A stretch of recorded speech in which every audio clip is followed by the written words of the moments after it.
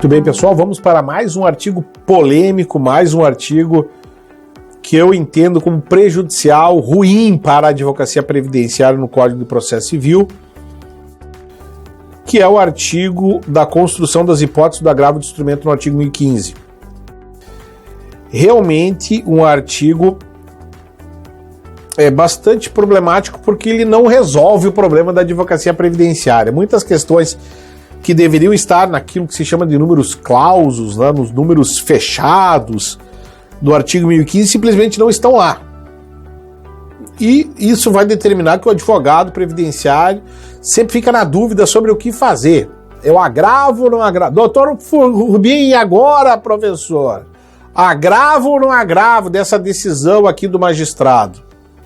É realmente um problema, né? Um problema no processo civil em geral, mas no processo previdenciário mais, porque algumas hipóteses muito importantes do processo previdenciário acabaram não sendo abarcadas no artigo 1015.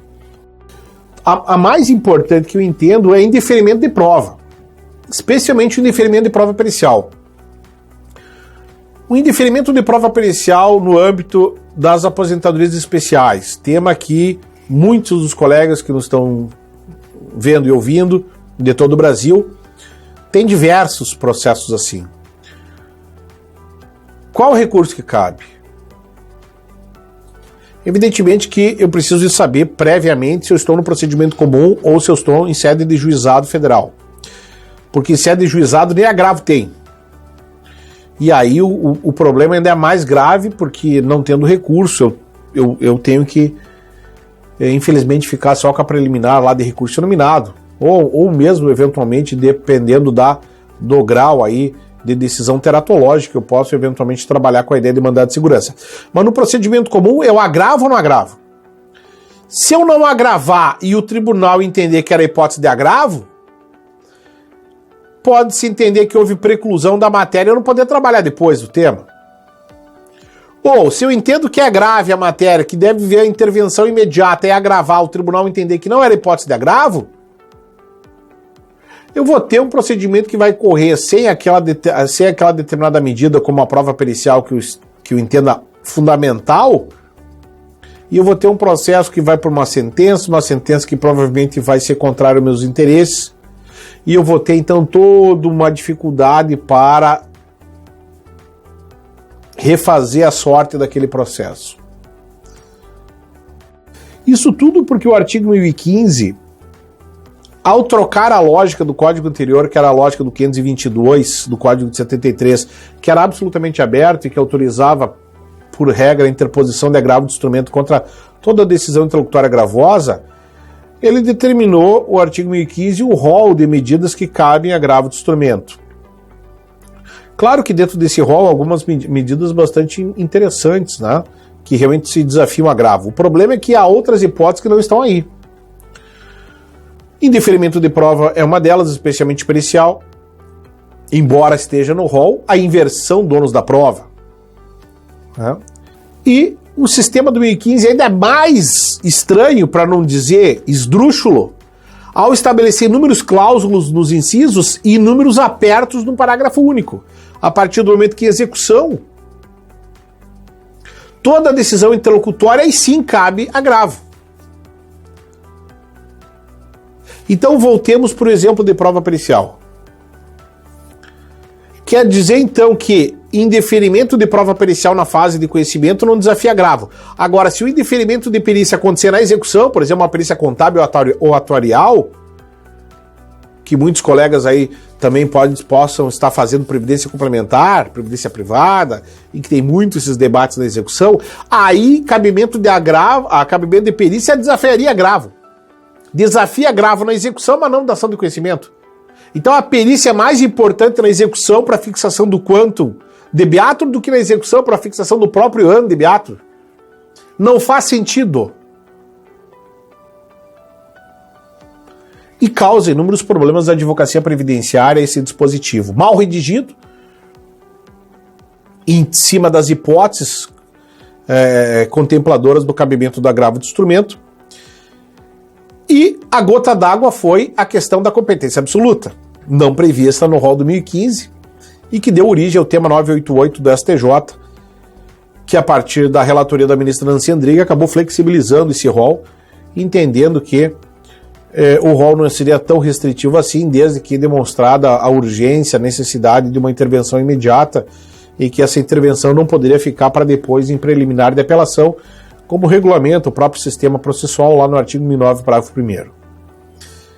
Então o 1015 já é complexo, o tema 988 tentou resolver, mas também não resolveu muito, porque em termos de construção autoriza uma flexibilização, mas uma flexibilização que passa agora por critérios subjetivos.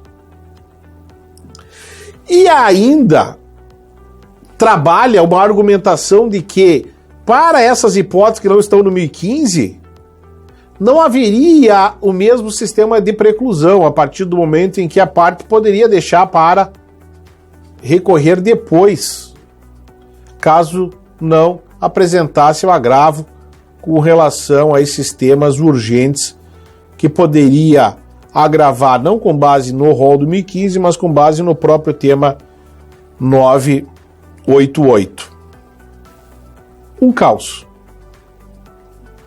Dentro desses limites, um caos estabelecido pelo 1015 e pelo tema 988.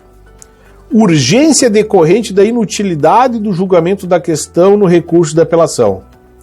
Critério subjetivo, critério difícil de ser mensurado e examinado no caso concreto. Qual é a solução? A gente está levantando os problemas, evidentemente, mas a gente está aqui para trazer a solução. Qual que é a solução para o advogado previdenciarista, para o advogado no campo social? Agravo ou não agravo, professor Rubim? Essa é a pergunta. Agrava. Na dúvida, agrava. Na zona cinzenta, na zona gris, agrava. Agrava justificando a urgência daquela medida, daquela intervenção do Poder Judiciário de segundo grau. Agrava. E se o tribunal não conhecia por entender que não era o caso de agravo? Muito bem, aí você tem a preliminar em apelação depois, pelo 1009, parágrafo 1º. Mas agrava. Na dúvida, agrava. Evite qualquer dúvida a respeito de uma preclusão. Evite qualquer dúvida a respeito do tribunal depois entender pela inutilidade do julgamento da questão lá na frente. Porque você fez o recurso e eventualmente o recurso não foi conhecido. Essa questão, ela fica ali resolvida em sede agravo, não impede, evidentemente, de tu trazer a matéria em preliminar recursal, nesse caso do indeferimento da prova pericial, discutindo o próprio cerceamento de defesa, uma preliminar de nulidade aí da tramitação e da própria decisão final por cerceamento de defesa. Mas não temos dúvida aqui de quão ruim é essa solução adotada pelo 1015, né? E quantos problemas pode trazer para o advogado que se dirige ao procedimento comum. Veja, o advogado previdenciarista ele pode fazer um esforço tão grande para levar a matéria para o procedimento comum, fugir do juizado. Inclusive agora, segundo as recentes decisões do TRF da 4ª Região, utilizando o dano moral para que a matéria fosse levada ao procedimento comum, faz toda uma condição, agora pelo menos colocando o valor do dano moral em 50% do valor de principal.